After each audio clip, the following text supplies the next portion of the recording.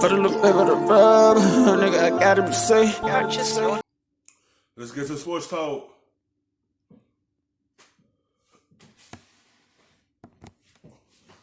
Bonds and Clemens. We see where they are both sitting. I want to ask you, in light of all of the conversation about cheating in the sport of baseball right now with the Astros, do you believe that will ultimately change the dynamic for Bonds or Clemens to make it in one way or the other? I don't think so, Greeny. I don't see a strong connection between the sign stealing scandal and the steroid scandal. I don't see Bonds and Clemens getting a huge spike now because everyone is... And that's why they're not getting in right now. Because they use steroids during their career to help them break records. Like Barry Bonds used it so he could break the home run record. Clemens for the pitching record. It's just that's why they haven't got in still, because they hold that against them. What happened with Houston and them is different from the steroids and the sign stealing. That's different. That's the only reason they ain't getting in, because of steroid use. Looking and saying, well, those guys were cheating over there. There's a strong faction of voters for the Hall of Fame who say, if you have a connection to PEDs, you're not getting in no matter what. And they've held pretty firm on that. No, Bonds and Clemens have gone from 36% to 60% in 8 years. But to get that final 15%, it's been done before, but not with guys who have this kind of baggage with the voters. So I don't think there's a strong connection, but we'll find out next year, because it's not a good year for first-time Hall of Famers next year. Quickly, I have to follow up here, and I'm sorry, guys, but it just occurred to me. So a guy like Carlos Beltran is now mixed up in this cheating scandal. It is directly cheating, which in theory so are steroids. If you're going to keep Bonds and Clemens out of the Hall of Fame, does a guy like Carlos Beltran, does a guy like Altuve eventually, do they wind up suffering that same fate? Absolutely. I mean, it's a different scandal, but it's the same idea. If, say, Carlos... Yeah, that's the thing that's going to hurt him, especially Carlos Beltran. Like, he had a solid career, and he going to be coming up for the Hall of Fame. Since this is over his head now, it's going to be hard for him to get in. He going to be the same way like Bonds and Clemens suffering. It's going to be hard for him to get in there because of this scandal that he got going on with Houston. Because of that incident, it's going to hurt his Hall of Fame chances.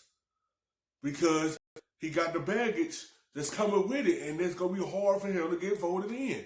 Altuve, when his time comes, it's the same thing. He going to be the outside looking in because of this scandal that they did. This cheating signs and stuff is going to hurt them. It's going to hurt Carlos Beltran because of this scandal. Beltran is a borderline Hall of Famer, which I think he is. The voters are going to look at him at that time and say, all right, this is not steroids, but it's cheating in some form. I'm going to hold that against him and keep him out. That's how I think they are going to look at similar yet different. All right, Timmy, sit with me a minute. I want to come back to you, but I want to bring Graziano into this because many of you may not know because you associate him with football with us. You covered baseball for years. You are a Baseball Hall of Fame voter, and you not vote for Bonds or Clemens, is my understanding.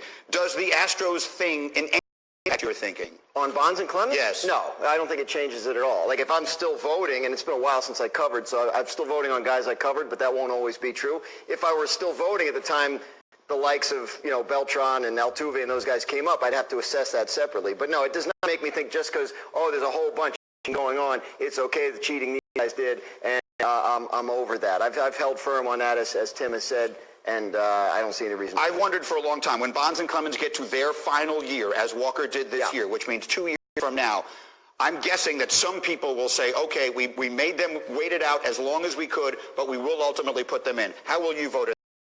I would think I'm still a no if I still have to vote at that point, but yeah, I think the key thing to understand is there's not some meeting where everybody decides how we're all going to vote as a block. Everybody makes their own individual decision, and sometimes those do change year to year. But for me, I don't see... I want to know if they're going to do that for them. Do that for them. Because Walker was the same way.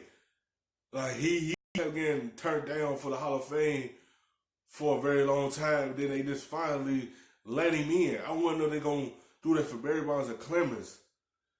Because 2 years from now, when they thing is up, I want to know they just gonna let them in there and say we hold them back long enough, and let's just let them 2 players get in the Hall of Fame. But at the same time, you gotta start thinking before you make this move. What it's gonna do for me when I'm done? Anything changing in my mind between now and 2 years from now. Thank you for watching ESPN on YouTube. For more sports, highlights, and analysis, be sure to download. Fast, stuffing them shits in the safe. Got me a spot out the way. Nigga just trying to be safe.